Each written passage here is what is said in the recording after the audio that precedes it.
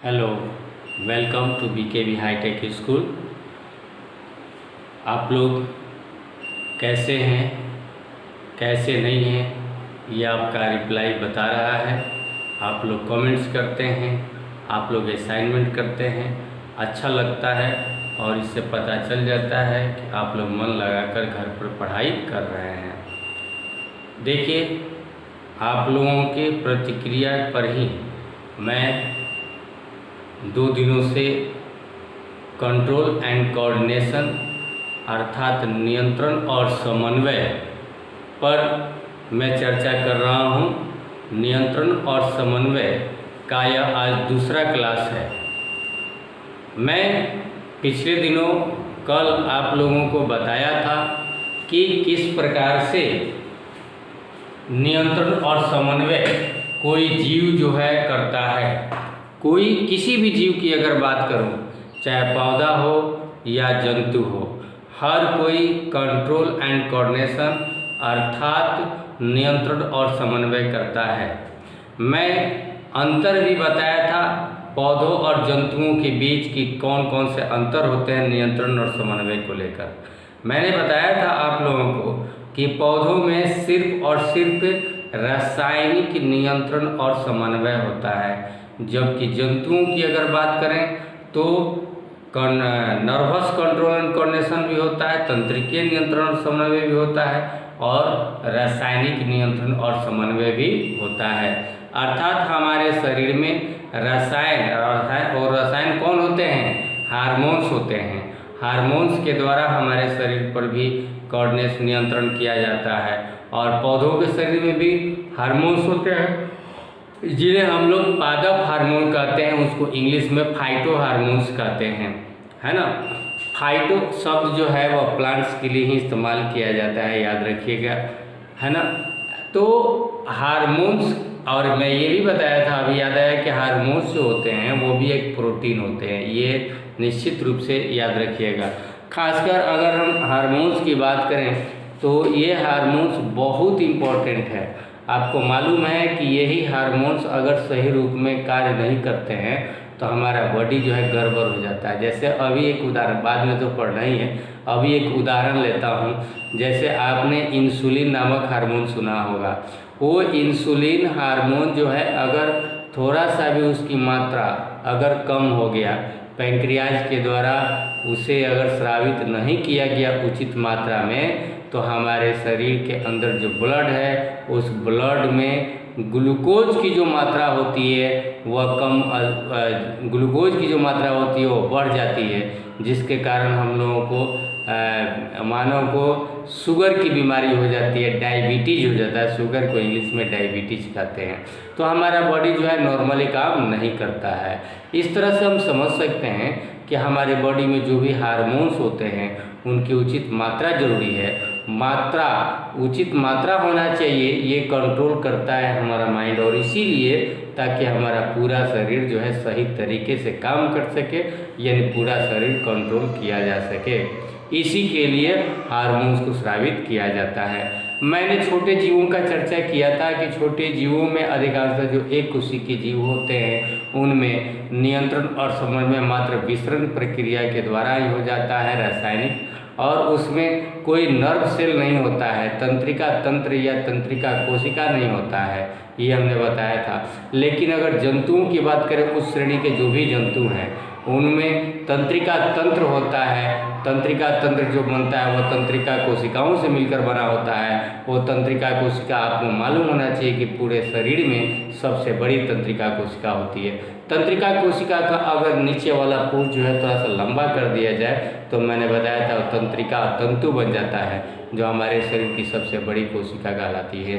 अब आज मैं आप लोगों को पौधों को रख रहा हूँ। देखिए मैंने हेडिंग दिया है ना, ये हेडिंग है आपका कि पौधों में रासायनिक समन्वय। पौधों में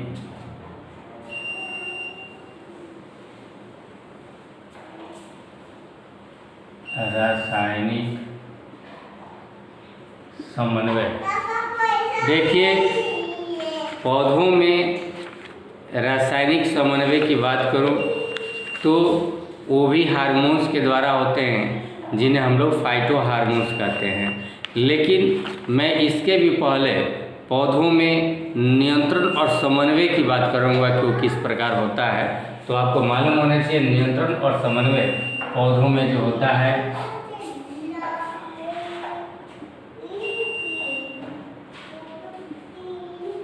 ये सब तो होता है रसायनों के द्वारा ही, लेकिन रसायन को हम थोड़ा सा बाद में पढ़ते हैं। हम ऐसे जानने की कोशिश करते हैं कि आखिर हम कैसे पहचान सकते हैं कि पौधों में भी नियंत्रण और समन्वय होता है। पौधों के अंदर जो नियंत्रण और समन्वय होता है, हम उस नियंत्रण और समन्वय को किस किस रूप में देख सकते हैं। पहले हम इसकी चर्चा कर लें, उसके बाद हम चर्चा करेंगे कि कैसे हार्मोन जो है पौधों को प्रभावित करते हैं, पौधों की क्रिया को प्रभावित करते हैं। तो चलिए हम सबसे पहले प्रारंभ करते हैं पौधों में नियंत्रण और समन्वय। सबसे पहला जो इसमें है, देखिए नियंत्रण और समन्वय जो हम लोगों को देखने के लिए मिलता है। ऐसे आप जान लीजिए कि पौधों के अंदर अगर बात करूं तो जो हम लोग कहते हैं ना कि स्टिमुली एंड रिस्पॉन्स, या भी स्टिमुली और रिस्पॉन्स क्या होता है, थोड़ा सा बहुत लोग ऐसे भी हो सकते हैं जो इसके बारे में जानकारी नहीं प्राप्त किए होंगे। स्टिमुली एंड रिस्पॉन्स, हालांकि मैंने शुरू के दिनों में मैं इसे बता देता हूं और मैंने बताया होगा। स्टिमुली को ही हम लोग हिंदी में उद्दीपन कहते हैं और रिस्पॉन्स को हम लोग अनुक्रिया कहते हैं।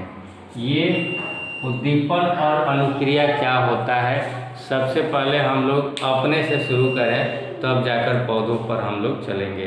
देखिए आपको मच्छर काटता है, आप चुपचाप बैठे रहते हैं, अचानक आपको एक मच्छर काट लेता है तो आप क्या करते हैं, सोचते नहीं हैं, अचानक वो आपका मस्तिष्क जो है ऑर्डर देता है आपके हाथ को और चट से जाकर आप मार देते हैं, उस मच्छर को मार देते हैं। तो इस बस एक छोटी सी इसी उदाहरण के द्वारा मैं आपको रिस्पॉन्स और स्टिमुली को समझाना चाहता हूँ। आपका जो बॉडी जो है जिस हार्मोनी में था या जिस स्थिति में था वह स्टेबल था, उस अपने अवस्था में था, ठीक है। अब यहाँ पर देखेंगे कि मच्छर आया और आपको काटा।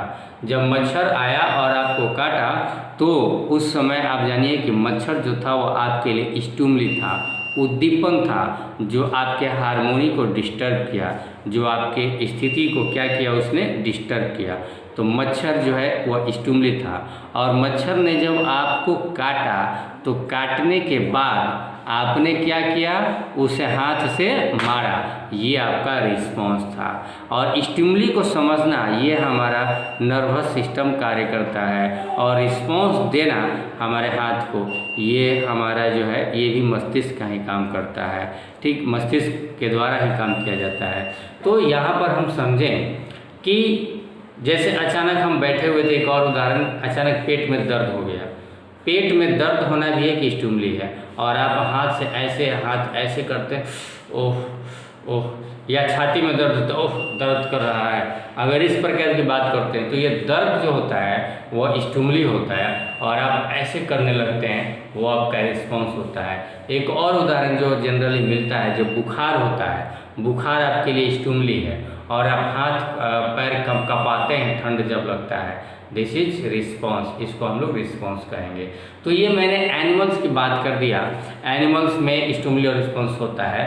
क्या मैं अगर बात करूँ तो ये स्टिमुली और रिस्पॉन्स जो होता है वह पौधों में भी पाया जाता है? तो हाँ, बिल्कुल पाया जाता है। उसका भी मैं उदाहरण दूंगा और उसका उदाहरण दूंगा अनुवर्तन या ट्रॉफिज्म में, कि किस प्रकार से जो है ये स्टिमुली और रिस्पॉन्स को शो करते हैं। सबसे पहले अब देखिए फिर से मैं एक बार बात करता हूँ गति की, कि पौधों के अंदर भी गति होती है। और किस प्रकार की गति, आप लोग समझते हैं कि सिर्फ हम गति करते हैं, हम एक जगह से दूसरी जगह जाते हैं, या हम हाथ चलाते हैं, या हम मुँह चलाते हैं।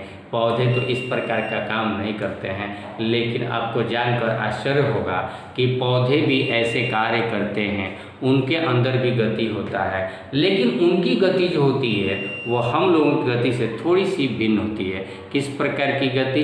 तो उनमें एक गति होता है जो वृद्धि के रूप में होता है, और वह वृद्धि आप देख सकते हैं। एक छोटा सा बीज जब आप मिट्टी में डालते हैं तो वह तापमान पाकर, वह जल पाकर और फेवरेबल कंडीशन पाकर उसमें से बीज जो है अंकुरित होकर नन्हा पौधा निकलता है। वह नन्हा पौधा से पुनः एक एडल्ट पौधा बन जाता है, एक वयस्क पौधा का शरीर बन जाता है। यह वृद्धि है, और इस वृद्धि भी एक प्रकार का गति है। तो पौधे भी गति दिखाते हैं। नो कन्फ्यूजन, बीज से पौधा का बनना भी एक प्रकार का गति है, और गति किस रूप में होता है? यहाँ पर वृद्धि के रूप में होता है। अब मैं बात कर रहा हूँ उद्दीपन के लिए तत्काल अनुक्रिया भी करते हैं।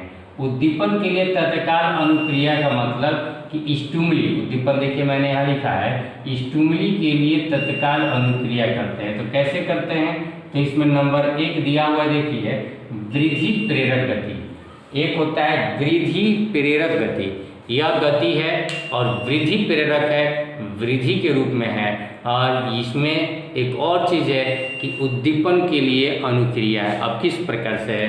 तो मैंने एक उदाहरण लिया, देखिए आरोही पौधा। आरोही पौधा को क्लिम्बर्स भी कहा जाता है।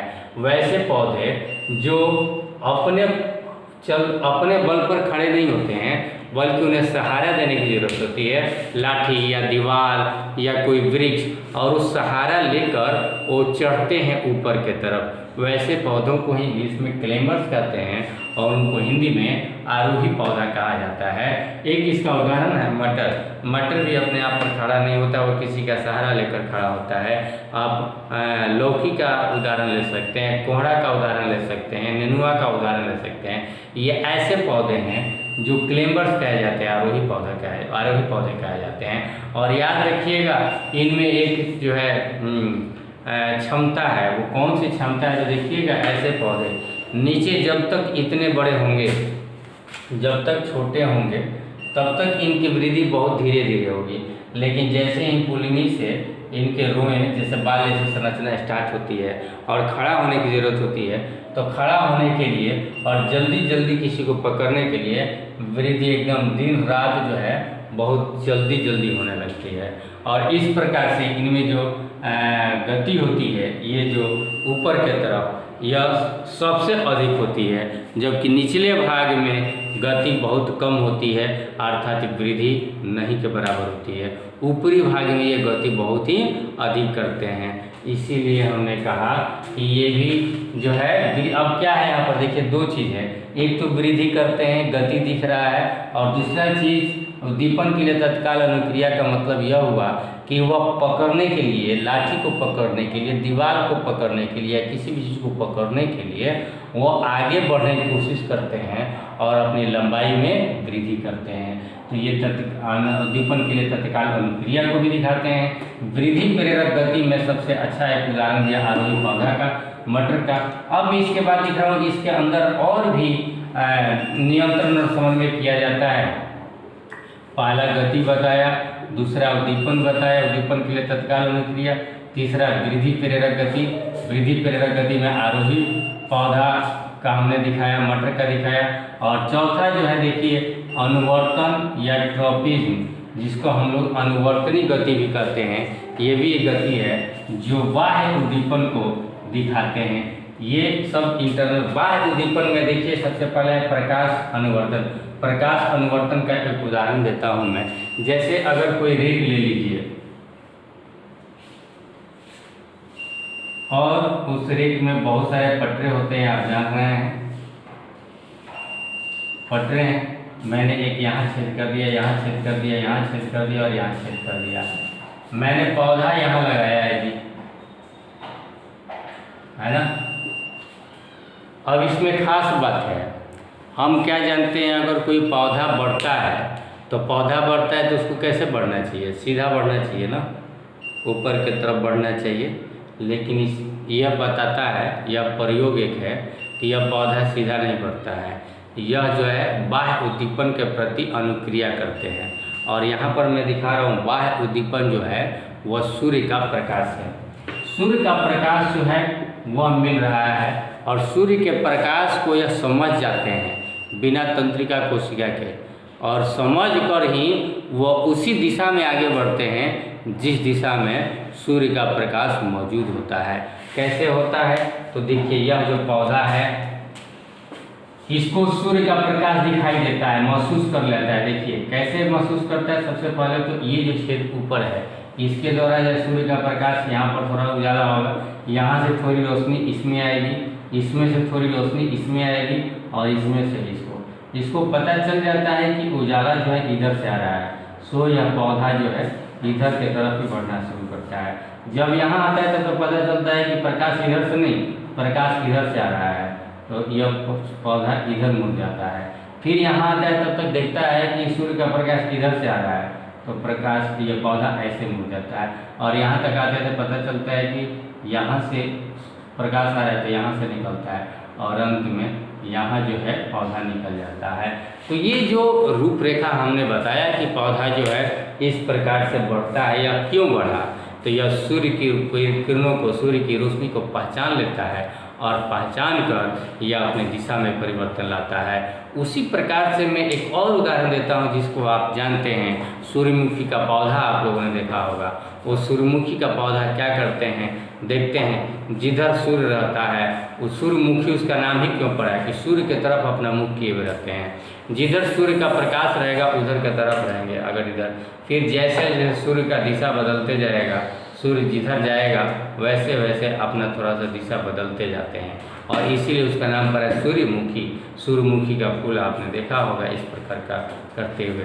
उसी प्रकार घर में कोई आप पौधा लगाइए और देख लीजिए कि वह प्रकाश उस घर में किधर से आ रहा है। आप देखेंगे कि पौधा जब बढ़ेगा तो वह प्रकाश की दिशा में ही बढ़ता है, वो ये नहीं देखेगा कि हमको ऐसे सीधा खड़ा होना है। इस प्रकार से हम समझ सकते हैं कि पौधे जो होते हैं वह प्रकाश के प्रति अनुक्रिया करते हैं और प्रकाश जो है वह क्या है, प्रकाश क्या है एक प्रकार का, तो बाह्य उद्दीपन है ना।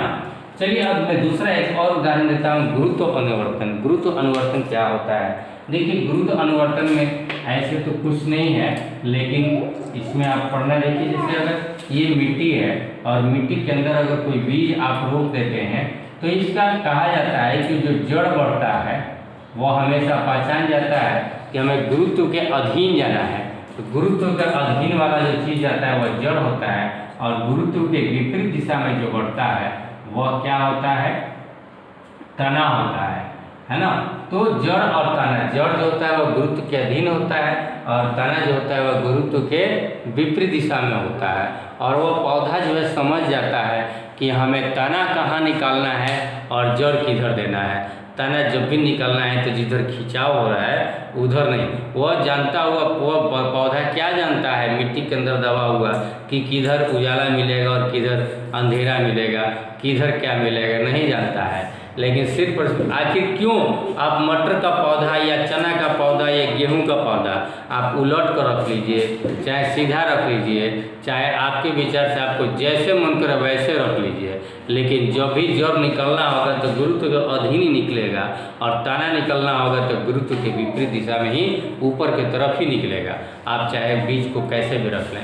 आखिर वो कैसे इस बात को समझ जाता है कि जड़ किधर देना है और तना किधर देना है? तो उसके समझने का बस एक ही तरीका है कि जिधर खिंचाव हो रहा है उस खिंचाव को खिंचाव की तरफ जड़ देना है और खिंचाव यानी गुरुत्व के विपरीत दिशा में उसे तना देना है।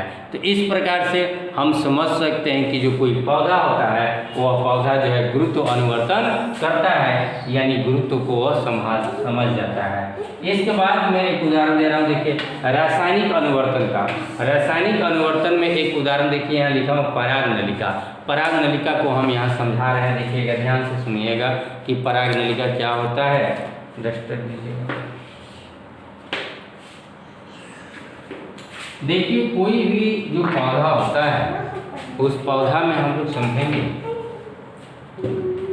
ये उसका तना है और हम जानते हैं उसमें फूल जो होता है वह प्रजनन के लिए होता है।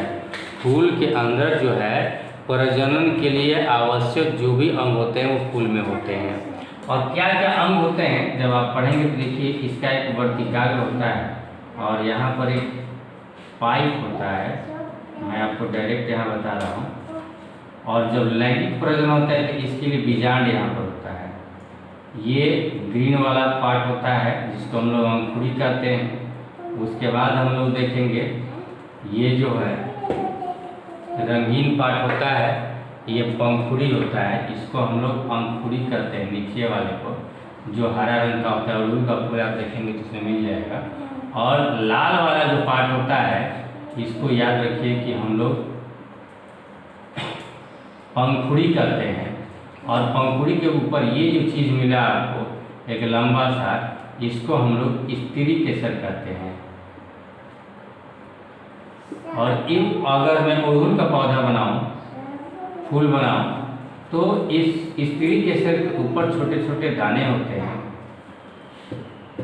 पेड़ जैसे ये भी, ये जो होते हैं वो पूर्ण केसर होते हैं। लैंगिक प्रजनन जब होता है तो हम जानते हैं लैंगिक प्रजनन के समय कोई जो है नर युग्मक जब स्त्री यानी मादा युग्मक से जब संलयन करता है, निषेचन करता है, तभी जाकर बीज बनता है। निषेचन के पूर्व भी एक घटना होती है जिसको हम लोग पॉलिनेशन कहते हैं।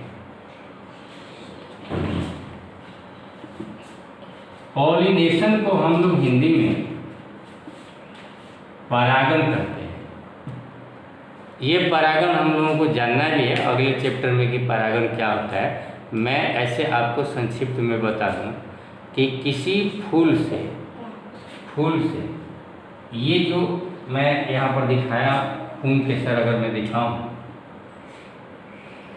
इस प्रकार का स्ट्रक्चर होता है और इसके अंदर बहुत ही महीन पाउडर होता है। और पाउडर का एक एक अंग जो है गोल गोल होता है, जिसको हम लोग परागकण कहते हैं। ये जो परागकण होता है यही फूल का नर युग्मक होता है, जिसमें कि एन यानी अर्धसूत्री कोशिका विभाजन के द्वारा इसमें अगुणित कोशिका तैयार होता है। और ये अगुणित कोशिका है परागकण यानी नर युग्मक। ये नर युग्मक जब समय आता है, एडल्ट होता है, तो इसका जो पराग कोश है फटता है और नर युग्मक निकल कर, अब मैं और दिखा रहा हूँ, देखिए यहाँ पर ये वर्तिकाग्र है, नली जो मैं यहाँ पर दिखाया हूँ,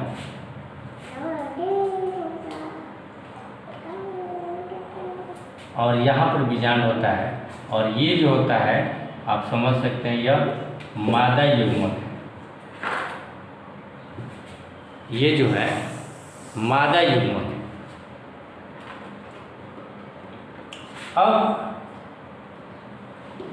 ये मादा युग्मक, इसमें भी एन है, ये इंतजार कर रहा है नर युग्मक। नर युग्मक इसमें से, ये जो पैसे वाला है, इसमें से ये निकल कर यहाँ आता है। और यहाँ आते ही यह समझ जाता है कि मैं स्त्री केसर के वर्तिकाग्र पर पहुँच चुका हूँ। और ये स्त्री केसर भी समझ जाता है कि मेरे पास अब मेरे जाति का परागकण पहुँच चुका है, यानी नर युग्मक पहुँच चुका है। यह ऑलरेडी यहाँ पर जो है ये काम नियंत्रण और समन्वय के द्वारा होता है। और इसको मिलना है, किससे मिलना है? मादा युग्मक से। तो मिलने के लिए क्या करता है, यह जो परागकण है इसके अंदर बहुत सारे एंजाइम्स होते हैं। वो एंजाइम्स इतने सेंसिटिव होते हैं, ये परागकण इतने सेंसिटिव होते हैं कि जैसे ही ये वर्तिकाग्र पर पहुंचता है, इस वर्तिकाग्र पहुंचने क्रम में यह क्या करता है आप देख सकते हैं। मैं यहाँ ब्लैक पेन से दिखा रहा हूँ। एंजाइम्स स्रावित करता है और इस प्रकार का एंजाइम्स बनता है इसका जो स्टाइल है, इसको हम लोग स्टाइल कहते हैं, इसको ओवरी कहते हैं, इसको स्टिग्मा कहते हैं इंग्लिश में। ये वर्तिका और ये अंडाशय। वर्तिका के अंदर अर्थात स्टाइल के अंदर एक नली बनता है। इसी नली को हम लोग पराग नली कहते हैं। इसको इंग्लिश में पॉलन ट्यूब कहा जाता है। ये पॉलन ट्यूब का निर्माण करता है और सिर्फ अपने लिए पॉलन ट्यूब का निर्माण करता है। इसी पॉलन ट्यूब के द्वारा यह जो मौजूद है यहाँ पर नर युग्मक यानी परागकण, यह परागकण खसकता हुआ नीचे आता है और नीचे आते आते और ये मादा युग्मक से मिल जाता है।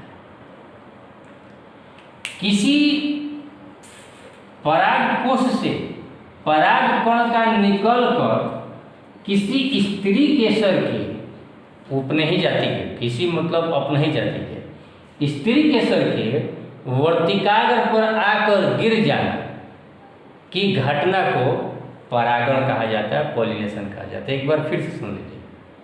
किसी परागकोश से परागकण को निकलकर उसी जाति के स्त्री केसर के वर्तिकाग्र पर आने की क्रिया को या आने की घटना को परागण कहा जाता है। यह भी दो प्रकार का होता है। हालांकि एक को हम लोग कहते हैं स्वपरागण। परागण दो प्रकार का होता है। एक को हम लोग कहते हैं स्वपरागण और दूसरे को हम लोग कहते हैं परपरागण। स्वपरागण जब एक ही पौधा और एक ही पौधा के उसी फूल, एक ही फूल या दूसरे फूल के परागकोश से परागकण का निकलकर उसी फूल या उसी पौधा के दूसरे फूल के स्त्री केसर के वर्तिकाग्र पर पड़ने की घटना को स्वपरागण कहेंगे। लेकिन जाति एक ही जाति के एक पौधा से, एक पौधा के किसी फूल के परागकोश से परागकण का निकलना उसी जाति के जब दूसरे पौधा के फूल पर उस फूल के स्त्री केसर के वर्तिकाग्र पर जो पड़ेगा परागकण तो उसे परपरागण कहते हैं। तो ये परागण दो प्रकार का होता है। और परागण के पश्चात ये जो जाइगोट बनता है, युग्मनज बनता है, यहाँ पर युग्मनज बनने की घटना के पहले यहाँ पर पराग नली का निर्माण होता है। और ये पराग नली जो है यह रासायनिक अनुवर्तन के द्वारा होता है। रासायनिक अनुवर्तन क्यों कहा हमने? क्योंकि इसमें से एंजाइम स्रावित होते हैं और एंजाइम्स के द्वारा ही वो पराग नली का निर्माण होता है। अब मैं बात करता हूँ जल अनुवर्तन। जल अनुवर्तन तो मुझे समझाना ही नहीं पड़ेगा। आप रेगिस्तान में जाइए या वैसे जगहों पर जाइए जहाँ जल की कमी होती है, जहाँ जल कम मात्रा में होते हैं। जब वहाँ पर जाएंगे ना तो आपको पता चलेगा कि वहाँ जो भी पौधे पाए जाते हैं ना, उन पौधों की जड़ जो है जल की खोज में बहुत नीचे तक जड़ चला जाता है, जल की खोज में। तो जल क्या हुआ उसके लिए? बाहरी उद्दीपन हुआ ना। और जल की खोज में जो जड़ की लंबाई अपना बढ़ा रहे हैं, ये उसके लिए क्या है? अनुवर्तन है, उसके लिए रिस्पॉन्स है। तो जड़ जो है वह जल अनुवर्तन दिखाता है। जल के साथ जो रिस्पॉन्स होगा अनुवर्तन होगा, तो जल अनुवर्तन। अगर रसायन के द्वारा कोई अनुक्रिया दिखाएगा तो रसायन अनुवर्तन। अगर गुरुत्व के प्रति या गुरुत्व के अधीन जो है कोई अनुवर्तन दिखाएगा, रिस्पॉन्स दिखाएगा, गुरुत्व अनुवर्तन। कोई प्रकाश के प्रति अपना रिस्पॉन्स दिखा रहा है तो प्रकाश अनुवर्तन। ये सब रिस्पॉन्स ही है जिसको हम लोग अनुवर्तनी गति कहते हैं या अनुवर्तन कहते हैं ट्रॉपिज्म में। जब भी किसी स्टिमुली के प्रति यानी उद्दीपन के प्रति जो कोई पौधा रिस्पॉन्स दिखाता है यानी अनुक्रिया करता है, उसको हम लोग ट्रॉपिज्म यानी अनुवर्तन कहते हैं। और यह जो अनुवर्तन है यही होता है। इतने प्रकार का 1 2 3 4 प्रकार का अनुवर्तन जो है पौधों में देखा गया है। ठीक है। वृद्धि प्रेरक गति मैंने आरोही पौधा में दिखाया कि यह गति को दिखाने के लिए वृद्धि करते हैं, और जड़ से दूर वाला जो भाग होता है, जो बढ़ने के लिए होता है, जो सहारा लेने के लिए होता है, उस भाग में जो जिस अनुपात में जो गति होता है वो बहुत अधिक होता है ना। आप देखेंगे कि पौधा छोटा, एक बीता होने में जितना समय लगेगा उसका 10 बीता होने में उतना समय नहीं लगेगा। अगर मान लीजिए कोई पौधा जो है 1 महीने में 1 बीता हो रहा है तो दूसरे महीना में वो 10 बीता हो जाएगा।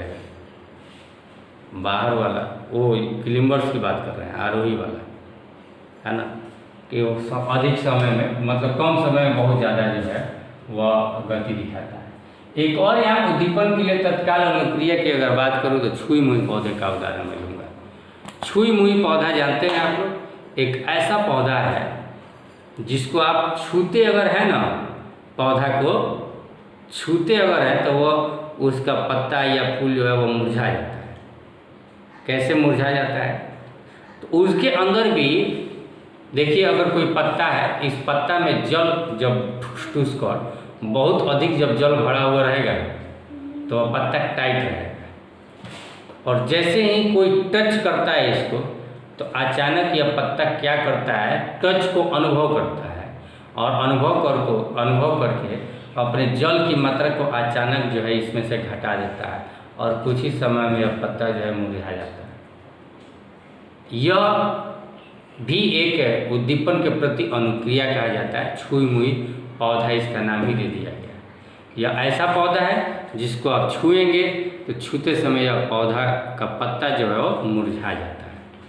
तो कुल मिलाकर हम लोगों ने आज देखा कि पौधों में नियंत्रण समन्वय किस प्रकार से होता है, और उद्दीपन के लिए तत्कालीय अनुक्रिया क्या क्या कर सकते हैं, ये अनुक्रिया कितने प्रकार के होते हैं, इनके अनुक्रिया को अनुवर्तन, ट्रोपिज्म में अनुवर्तनी गति कहते हैं। कल के दिन हम लोग पढ़ेंगे कि पौधों के अंदर फाइटो हार्मोन्स यानी पादप हार्मोन जो है वो किस प्रकार से कार्य करते हैं, कौन कौन से हार्मोन है जो पौधों में उत्तेजना पैदा करते हैं, या पौधों के अंदर या पौधों के पार्ट्स के ऊपर जो है अपना किस प्रकार का प्रभाव दिखाते हैं। आज के लिए थैंक यू।